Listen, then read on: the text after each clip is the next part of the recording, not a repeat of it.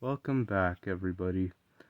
I'm pretty sure you saw the thing I put in the description, on my previous video. So let's get back to this.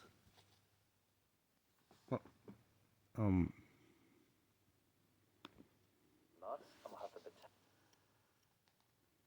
intelligence and created, we get one step closer to general intelligence, capable of the same judgments that we make every day, combining all different AIs to reach singularity. And who knows what happens then, when all AI of the world is connected together, excelling in every function that it was designed for. This will make AI unstoppable. And the only difference with AI judgments compared to humans will be that it's far more intelligent than us and will have the potential to make itself far more intelligent later on. An AI that's aware of itself that can actively make itself smarter, this is what's known as the singularity. Singularity in physics is when an event horizon covers what's behind it to the point where you cannot make sure that what's behind it is similar to what you know. Just like the central singularity of a black hole, there's no way for us to know what will happen once it's occurred. When you go through a black hole, scientists and experts have no idea what happens next, because the laws of physics don't apply. And because we don't understand what happens next, this means that the potential for what happens within a black hole is completely outside of the bounds of human thinking. And the same thing is happening with AI.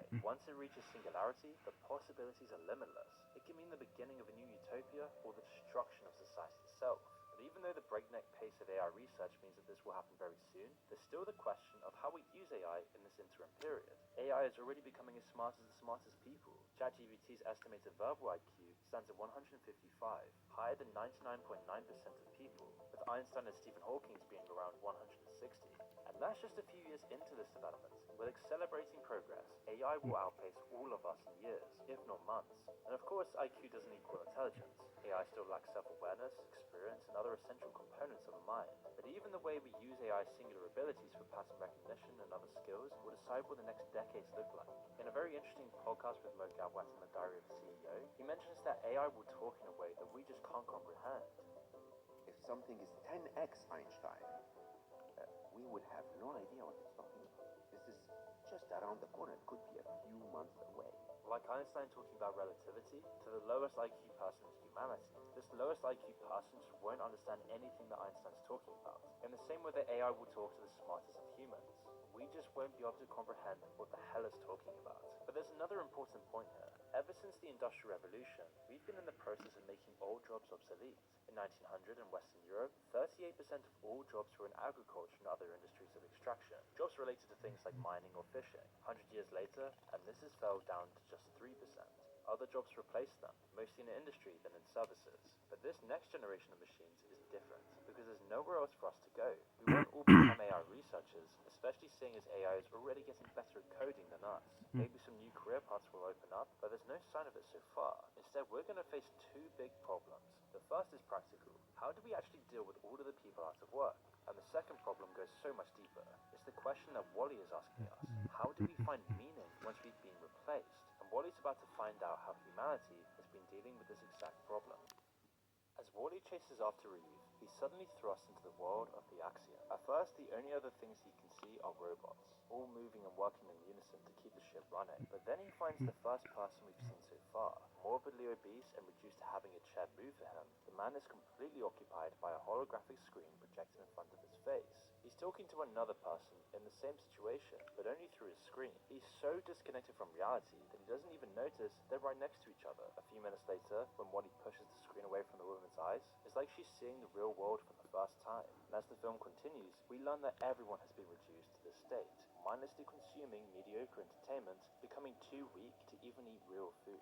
A double effect of robots catering to every need and the effects of low gravity has turned everyone into a blob. By and large, the corporation that had supplanted society on Earth has completely taken over life itself on the Axiom. Everything is covered in their logos. Their corporate announcements decide what's fashionable, and even the babies are taught that by and large is their best friend. Every single one of their needs are met. Living like this sucks the meaning out of life, because the people on the Axiom never need to work to get anything. They don't even need to do anything ever, and this means they're completely shut out from the higher pleasures of life, the ones that require work. It's not only their bodies though. Without higher pleasure and problems to think about, the people of the Axiom have lost their free will. When the AI announcer tells them to change the color of their monochromatic jumpsuits, they do. Their entire sense of self has been replaced with the AI's expectations of their needs. And because the AI of the ship is happy to treat them like pampered cattle, that exactly what they've become. And it's such a chilling vision of the future because it's the exact future that we're going towards.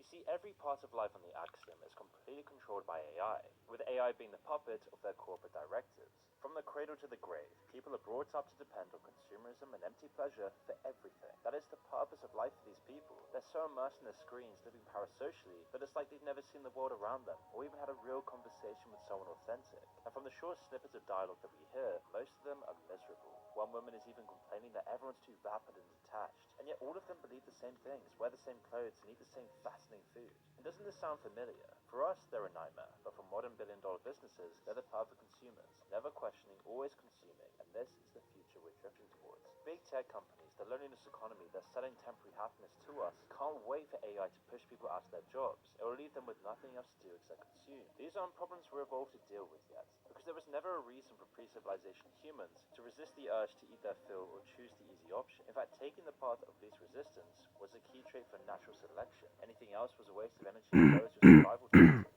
But today, corporations have taken advantage of our primal psychology to ensnare entire communities of people into throwing their lives away with meaningless entertainment or stuffing their faces with processed junk. However, this sorry state of affairs didn't come to pass because of some elaborate AI scheme. The people did it themselves. As Wally and Eve's shuttle reaches the captain's quarters, we're about to learn all the grisly details. As they open the door, it's not the captain that greets them, but another robot, this time in the shape of the ship's wheel. It's Otto, the AI that runs the ship and has supplanted the real human captain. His life is mostly the same as the rest of the passengers, only he gets to wear a uniform and make an announcement every morning. This morning, he happily tells everyone that the Axiom has been in space for 700 years, and that since then, nothing has changed since. That was until today. Eve is the first probe to come back with signs of plant life, and her arrival causes the captain's quarters to lock down and a screen comes to life with a pre-recorded message from the By and Large CEO, who evacuated everyone in the first place. He explains that because they found a plant, Earth is now ready to recolonize, and the Axiom can finally come home. The captain's given a manual on what to do, but he's so useless now that he doesn't even know what it is or how to open it. But when Eve is activated and opened up by Otto, the plant is gone. Eve immediately assumes that Wally, who has been watching them from the corner, is responsible. So Eve and Wally get sent to be cleaned up and repaired, while the captain asks the computer to analyze the dirt that was on Wally. He almost gets bored and gives up halfway through, only going back to listening because he hears the word Earth. It's something that he can actually recognize. As we see the first spark of human curiosity reappear, a lifetime of low pleasure has completely destroyed his attention span, but he's taken the first step in rebuilding it. The world of Axiom represents a dead end for humanity, but even though it seems far away, the AI revolution has started. We're already seeing AI systems that are far better and more efficient at their jobs than humans could ever be. In areas obviously suited to the machines, like the closed system of chess, this all happened decades ago. But now, AI is taking its first steps into the real world, and companies are eager to exploit it. In any business with a system of changing variables and a focus on efficiency, AI will always excel. A properly coded AI will outperform any human logistics manager. It'll know exactly where everything is and where it's going with pinpoint accuracy. In finance, it's already taken over most risk management, fraud detection, and even the trading itself. Over 60% of trades on Wall Street are now made by algorithms. And once machine learning can outperform those, it'll almost instantly replace them. Soon we'll see millions of data entry and customer service roles taken over by AI as well. It's not just the jobs that revolve around numbers that will get replaced. Self-driving cars are already better than the average human driver. AI is even getting better than humans at predicting human behavior. Rad AI, for example, is a marketing company that's using AI to predict people's personalities and which products would interest them the most. Understanding desire seems like something people would be best at, but Rad AI promises nearly 4 times the return of traditional marketing. And whether you believe them or not, as AI gets smarter, they will easily surpass our capacity for prediction, especially with things like the metaverse and the Vision Pro taking off, where AI will track your every eye movement, everything you interact with, everything that you find interesting, always being tracked by AI algorithms to market you the perfect product. Even here on YouTube, we're watching as AI steamrolls the whole system. Content farms use AI to do the writing, the editing, and even the voiceover now for virtually nothing. With minimal oversight, they're pumping out the videos and raking in the profits. It's a byproduct of AI replacing tons of writing jobs. Sure, it might not be writing best-selling novels anytime soon, but for everything from the back of a cereal box to formulaic TV scripts, it'll do just fine. Even with thumbnails, every time you go on YouTube, you'll see another AI thumbnail everywhere. It's so much more efficient and cheaper than any other alternative, and it obviously works with YouTube's AI algorithm. And the sad truth is that most YouTubers and large companies that don't use AI will eventually go extinct, outcompeted by the ones that do. And if AI does get better, or even just slightly worse than people, financially it's always going to be worth it for companies. The same is true for governments as well. The ones that have the best AI will simply outcompete the others. And this gives everyone in power a massive incentive to promote. Guys and gals, my battery is running a little low here, so, and so is this one. Charge. Okay. Let's get back to this. Promote AI research and stay ahead of the curve. And that's why a recent So proposal look, if I, you know what? We're gonna be out here this time, just in case. whole AI research for just 6 months to get an idea of the risks was universally ignored and swept under the rug. Call to action for governments are saying tax AI powered businesses at 98%. It's the prisoner's dilemma all over again. Any company that ignores AI or even puts checks and balances on it can't trust the rest of them to do the same. We're already seeing Fortune 500 companies replace their CEOs with AI, and the results are shocking. Every time the CEO is replaced with AI, the business always beats its competitors. And so why wouldn't governments be the same? I mean, it's highly unlikely that China or Russia will ever stop their research, and so the US never will. 80 years ago, the US gave everything it had to rush the development of the atomic bomb. The scientists knew what they were creating was too destructive to even imagine, but they were so afraid Germany would beat them to it and win the war with it, they would continue to press on, never relenting. And we're seeing the exact same thing happen right now, but the results will probably be even more destructive. Mo Gaudat is a man at the vanguard of AI development and its inherent dangers. After quitting his job as the lead engineer for Google's AI development, he's dedicated his entire life to warning people about the incoming AI revolution. One thing that he's particularly scared of with AI is its ability to outperform humans in creativity. If you ask ChatGPT to say something that nobody has ever said before, it can and always will. It can create entirely new ideas and works of art. One of the things I said to ChatGPT was, I said, tell me something that's not been said before, that's paradoxical but true.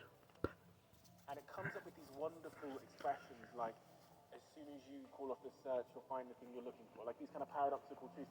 And I then take them and I search them online to see if they've ever been quoted before, and I can't find them. And it might not be basing those new creations on its own experience like we are. Instead, it's creating things based on a data set. But at the end of the day, that's the same thing that we do, really. Every new thought is a consequence of merging old ones together. AI is creative, but we're ignoring it and sticking our heads in the sand because if we acknowledge it, then it will slow down development and make us ask ourselves some hard questions. And we're seeing exactly the same thing with AI. And it'll also slow down our, like how, or what we think and our, personal development and growth.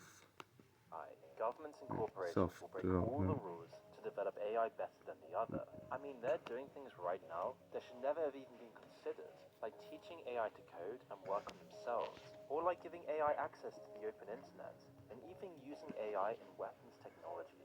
One US Air Force colonel recently described a simulated AI missile defense system which they were testing. They had used a simple reward mechanism of giving the AI points for every threat destroyed. But this overriding directive made it ignore explicit orders to hold back, destroying every threat it could identify. Then, when the AI decided that the operator was getting in the way of its orders, it killed them. When they put in a hard rule against killing its superiors, the AI destroyed the communications tower, where the AI was getting its orders from instead. And this was all just a simulation, of course, and the US Air Force later denied that it ever took place. But it was a very worrying sign of things to come. Using AI in this way is sure to lead to disaster. AI will be used to make CEOs richer and give generals better guns, and it needs to stop. Meanwhile, millions, then billions of people will be left without a job, as AI takes over industry after industry, gobbling up the white-collar jobs and eventually reaching the blue-collar jobs. And according to Mo Gaudat, all of this will take place over the next 15 to 20 years, and it's starting to happen as we speak. And we're going to need to adopt fast to survive and change the way the world works, to even cope with this. Because people won't be able to find meaning from their jobs anymore. We'll need to find new ways to give people a sense of self-worth and importance, which is already lacking in almost everyone's lives. The risk is that we'll just retreat further into a wally consumerist world. I mean, over-reliance on technology today with our social media addiction is turning people into chronic screen watchers with fried dopamine receptors as they watch another Subway Surfer video with Family Guy clips, all while wasting their entire lives and then wondering why they're depressed. This is what corporations want. These people are the perfect customers for social media and junk food. And with AI, this is only going to get exponentially worse. Because AI doesn't want us to stop. It will do as it's programmed, to make people more addicted to its products, following whatever orders it's given. It's only the people who will control the AI that will make this a reality. Again, what's the worry. The worry is that if a human is in control, a human will show very bad behavior for using an AI that's not yet fully developed. And it's yet another thing that Wally got completely right. AI's unflinching resolve to carry out orders without even considering if it ever misinterpreted them. As even Wally are brought in for repairs, the other defective robots still fit this mold. The massage bot is still trying to massage other robots, and the painter bot is still trying to paint the floor. They're clearly both sentient and effective, but they're all still trying to carry out their programming. Wally, though, after centuries of organic development, is different. When he sees Eve getting repaired, he thinks they're hurting her and breaks out of the pen they put him in. He breaks into the room she's in and takes her arm cannon to break her out. But when he shoots, it hits the circuitry controlling the entire repair room. Wally is then carried off by other robots, as Eve follows. But security catches up to them and sounds the alarm. They manage to lose their pursuers and get to the escape shuttles. Eve then tries to get Wally to leave for Earth, but as they do, another robot turns around the corner. They see it's just one of Auto's robots, and is trying to launch the plant into space. Just as Wally goes into the pod to get the plant, the robot that Auto sent closes the airlock and jets into the pod. It's set to self-destruct, and Wally's almost blown up, but he just manages to get out of the pod with the plant. Using a fire extinguisher, he propels himself back through the vacuum of space towards Eve. In one of the most beautiful scenes ever made, Wally and Eve dance through space before making it back onto the ship. Eve... No, even when I watched it and still now, I still think that's pretty beautiful. And leaves Wally alone and how their relationship is just nice. Immersing himself in the beauties of our world. But when he sees Although Wally really does need a weapon for himself too, because Eve has one. Recordings of the planet, it's clear that something is terribly wrong with the planet now. With the knowledge that one plant was able to survive, there's clearly hope. That is, until Auto gets involved. After trying and failing to take the plant back, he shows the captain the orders he received centuries ago from the CEO who made the ship. The CEO explains that Wally robots were never going to work, and that Earth is completely uninhabitable now. He has given Auto full control of the ship, and an explicit order never to return to Earth. These orders override the captain's, so Auto doesn't listen to any of the captain's reasonable arguments. Instead, he mutinies, throwing the plant, Wally, and Eve into the garbage disposal and locking the captain in his quarters. Auto is possibly one of the best AI villains ever written, because despite his actions, he's not actually malevolent or evil in any way at all. He's just like pretty much every AI on the ship, singularly devoted to his orders. When he's fighting against the captain earlier on, and the captain makes him give him the plant, he complies fully. He knows he will make his job a lot harder, but it won't make it impossible, so he does it anyway. He only really disobeys the captain when it explicitly goes against his directive to keep the humans in space. He doesn't want to hurt anyone either. He wants the humans to survive. When he tilts the ship and puts them in danger, it's completely rational considering he believes they won't survive without his order being acted out. And that's the thing, AI is never evil or malicious due to its own designs, and it's likely that it never will be. Auto is the only antagonist because he was given bad orders by the real villain of the film, the CEO who oversaw the ruin of Earth to begin with. It's in this way that Wally warned us years ago about the real dangers of AI. It's not that AI will gain sentience and immediately go full Terminator on us. It's the interim period before AI gains sentience that's important. We don't have control over what it will do once it becomes self-aware, but we will be the ones to teach it a value system before that time comes. So if we keep using AI for killing each other, for extracting profits and as tools for the rich and powerful, then that is what it will learn. And right now, there's already a massive split between the people who have the power to guide this future and the responsibility they have to humanity. The Zuckerbergs and Sam Altmans of the world have proven themselves to be one of the worst people to control this. Every day we watch their infighting, power, greed, hoarding of wealth, and their disregard for everyone else.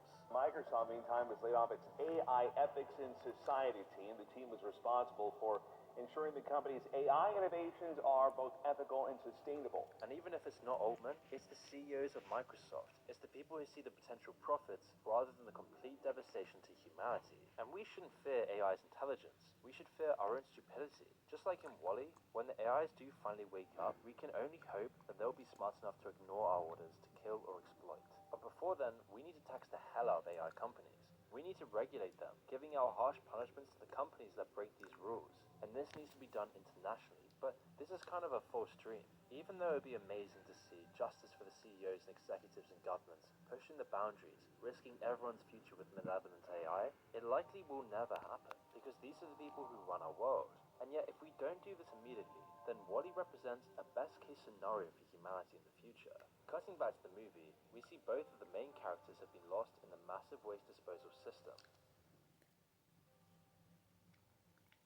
WALL-E and Eve nearly get compacted and thrown out of the airlock, only getting saved by a cleaner robot that's been following WALL-E's grimy tire tracks. Earth's pollution and dirtiness actually ends up saving humanity in a roundabout way. With everyone living like the perfect consumers, there's a bunch of trash, parts from WALL-E robots on Earth. However, motivated more by her bond with WALL-E than by her directive, Eve sets out to finally get the plant back to the captain. Teaming up with the defective robots, they get the captain's attention and reignite his hope. He manages to get a message out to Eve, telling her to get the plant to the main deck. Then the captain pushes the button to initiate the trip home. All the humans get lined up on the main deck, and a pedestal emerges from the ground for the plant. Once they get the plant there, the trip home will begin. Now obviously Otto isn't going to let all of this happen, so after a fight with the captain, he goes as far as tilting the ship to make enough chaos to stop WALL-E and Eve, and it almost works. WALL-E is left barely holding the pedestal up, whilst Eve has to save the people on the ship. And so now it's all down to the captain, who takes the first steps anyone's taken for centuries. He walks up to Otto, overpowers him, and just turns him off. As the light fades from Otto's red eye, the captain spins the wheel and the ship rights itself again. WALL-E's nearly being completely crushed by the pedestal though. He's on his last legs. Even when they get the plant to the pedestal and it releases him, he's in a very bad condition. But fortunately for humanity, they can finally go home. The ship takes them back to Earth, and as it lands, Eve desperately takes WALL-E to get repaired. At first, it's unclear whether he'll make it. By the way, how Eve is acting right now is how I would probably rush into to charge like my phone or something like that. When he does wake up, it seems like he's gone back to his factory settings. But a tiny bit of static in Eve's embrace finally pulls them together. Humanity's been left to recolonize and clean up the world, And whilst Eve improve. and WALL-E can live together forever. Now, despite its warnings of a grim future for all of us, WALL-E is somehow optimistic in his hopes for humanity, as AI could bring us to a new golden age. However, as WALL-E shows, it could really wipe out millennia of progress and civilization. And the amount of pressure we put on the people in power to safely control it is the only thing that will actually decide which future we live through. Ever wondered why you have no purpose? Why none of your friends have any motivation? Why our generation has lost all passion for life? This isn't an accident. It's all part of a process called the swamping effect. You see, when the average short attention span person is flooded with a daily stream of endless information, people slide into a passively numbed mental state. And when this happens, you become easily fooled into believing anything you're told. It's why there's no soul or passion or authenticity left in our culture, and it's why our society is dying. But there is a solution to this, and many of the other problems plaguing you living in our current culture. And I'm not just talking about modern day BS solutions, I'm talking about a new form of community, a way for us to take back control of our lives. With my new newsletter, I will go deep into the real solutions and answers, the value systems of thousands of philosophers condensed into an easy-to-understand package to help you improve your life, all at no cost to you. And if you're interested in this, where I go into far more depth about the solutions to the problems we discuss, just click the link in the description below. We've already published multiple essays so far, and there's so many more to come in the near future. So if you're interested, sign up for free by clicking the link here.